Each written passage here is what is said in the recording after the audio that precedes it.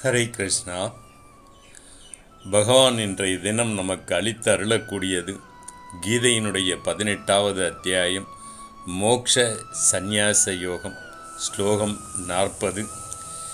இயற்கையினின்று உதித்த முக்குணங்களிலிருந்து விடுதலையடைந்த உயிர் மண்ணுலகில் அல்லாது விண்ணுலகிலும் வானவர்களுக்குள்ளும் இல்லை என்கிறார்.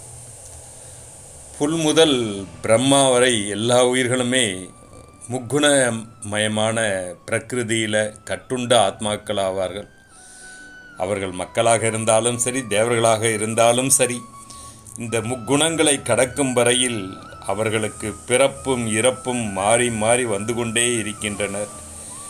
குணபேதத்திற்கு ஏற்ப அந்த ஜீவர்களுடைய பிறப்பு மேலானதாகவோ கீழானதாகவோ அமைவது இயல்பு. ஜீவர்கள் எல்லோரிலும் மிகப்பெரியவர் பிரம்மா. அவர் அடைந்திருப்பது ஒரு பதவியே ஒழிய முக்தி அல்ல. அதாவது முக்குணங்களில் அவரும் சம்பந்தப்பட்டிருக்கிறார். முக்குணங்களை கொண்டது மட்டுமல்லாது படைப்பு தொழில் நிகழாது. பிரகிருதி லயம் என்பது அவர் பெற்றுள்ள பெரிய பதவியாகும். ஆனால் மற்ற ஜீவர்களுக்கு இருப்பது போல் பிரம்மாவுக்கு மேலும் பிறப்பு இல்லை. ஒரு கல்பத்தின் முடிவில் பிரம்மாவானவர் முக்தி அடைகிறார். அப்பொழுது அவர் முக்குணங்களை கடந்தவராகிறார்.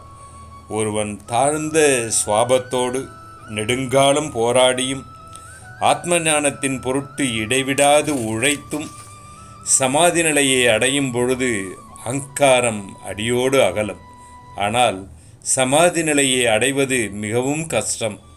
முக்குணத்தில் பிறந்த அகங்காரமானது எளிதில் நீங்குவதில்லை.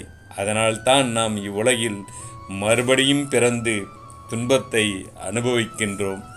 இந்நாள் இனிய நாளாக உங்களுக்கு அமைய இறையருளும் குருவருளும் குலதெய்வமும் உடனிருந்து வழிகாட்டட்டும். சகலமும் உங்களுக்கு கைகூடட்டும். வாழ்க வளமுடன்.